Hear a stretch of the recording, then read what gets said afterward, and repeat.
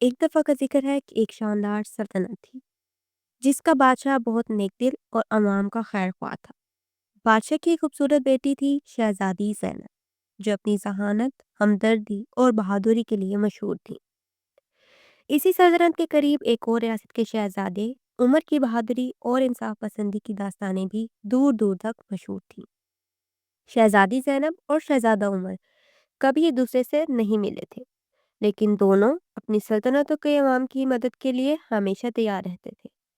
ایک دن دونوں ریاستوں کے درمیان واقع ایک خطرناک جنگل میں ایک خوفناک دیو کے بارے میں خبر پھیل گئی، جو قریبی گاؤں والوں کو پریشان کر رہا تھا۔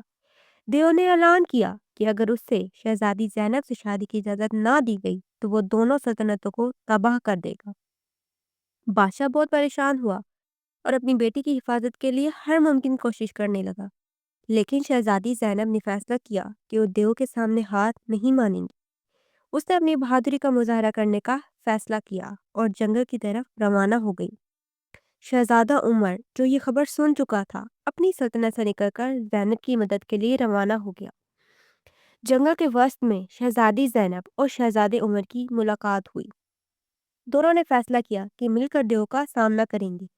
دیو بہت طاقتور تھا، لیکن زینب کی حکمت اور عمر کی بہادری نے اسے شکست دینے میں اہم کردار ادا کیا۔ زینب نے دیو کو چالاکی سے دھوکہ دیا اور عمر نے اپنی تلوار کے ذریعے دیو کو قید کر دیا۔ دیو کو شکست دینے کے بعد دونوں نے گاؤں والوں کو امن و سکون سے واپس جانے کا مشورہ دیا۔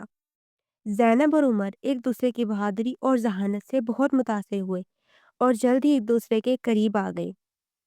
دونوں نے مل کر اپنی سلطنتوں کو ایک کر کے خوشحالی اور امن کا نیا باب لکھا۔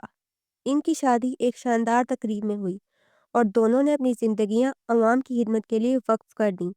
یوں شہزادی زینب اور شہزادے عمر کی کہانی محبت، بہادری اور عقل کی جیت کی ایک خوبصورت مثال بن گئی۔